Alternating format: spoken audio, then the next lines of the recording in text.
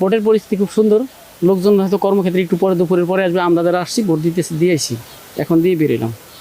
আর একটু পরে ওই যে মহিলারা ভ্যানে ওনারা বাড়িতে পাক ঠাক করার পরে দুপুরের পরে হয়তো চাপটা বেশি পড়বে, এখন চাপ কম। আর পুরুষ মানুষ দেখা যায় বদলা ধানে ইটি পাটপুট কাটতেছে, পাটপুট করার পরে দেখা যায় রিল্যাক্সে তখন দুপুর দিব চাপ পড়বে, এখন একটু চাপ কম। এখন যারা আস্তে আস্তে পাতলা পাতলা আসতেছে। আলহামদুলিল্লাহ, আমি একজন প্রবাসী। আমি দীর্ঘ 17 বছর পর আজকে আমি নতুন ভোটার। আমি শান্তিপূর্ণভাবে ভোট দিয়েছি।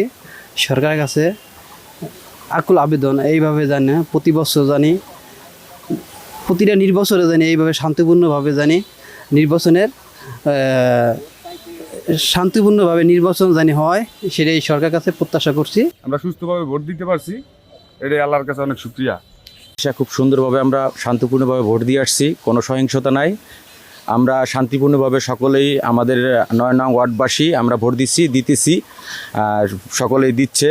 তো কালীগঞ্জ সেন্টারে কোনো সমস্যা নাই। আমরা সর্বদাই প্রত্যাশা করি আমার নেত্রী জননেত্রী শেখ হাসিনার কাছে যে আমাদের এই আগামী দিনও যেন এইভাবে সুন্দর পরিবেশে একটা নির্বাচন উপহার দেন। Large screen, dual stereo speaker এবং সুপার ফাস্ট চার্জিং এর সাথে এন্টারটেইনমেন্ট কিং নেক্সট জি N72।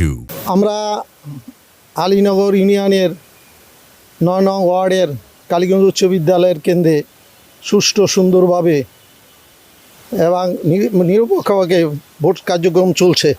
এখানে কোনো সহিংস ঘটনা ঘটতেছে না এবং জনগণ স্বতঃস্ফূর্তভাবে এখানে ভোট দিতেছে। ইনশাল্লাহ এই ধরনের সুষ্ঠু নির্বাচন সরকারের কাছে এবং নির্বাচন কমিশনের কাছে আমরা প্রত্যাশা করি।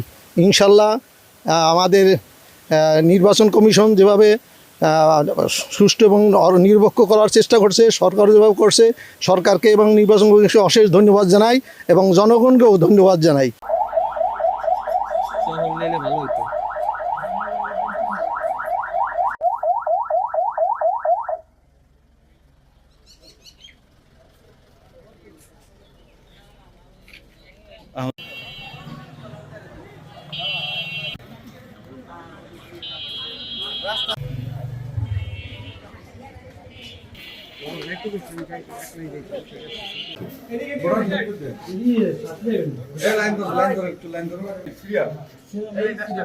দেখি